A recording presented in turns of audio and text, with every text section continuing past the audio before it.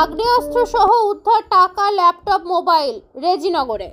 গত 2রা জুলাই রেজিনগর থানার কাশীপুরে যে দিনের বেলায় একটি সিএসপি ব্যাংকের কর্মীর কাছ থেকে 2 লাখ টাকা, ল্যাপটপ ও স্ক্যানার ডাকাতি হয়েছিল, তার 48 ঘন্টার মধ্যে ল্যাপটপ, একটি বাইক সহ 3 জনকে গ্রেপ্তার করে রেজিনগর থানার পুলিশ।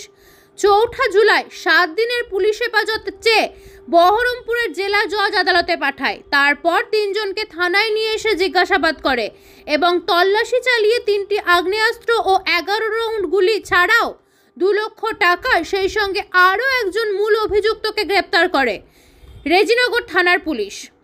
তাদের 4 জনের নাম জুলফিকার শেখ, বয়স 23, বাশির মালিত্তা, বয়স 22, মুকলেশ শেখ, বয়স 21, সুজন শেখ, বয়স 25।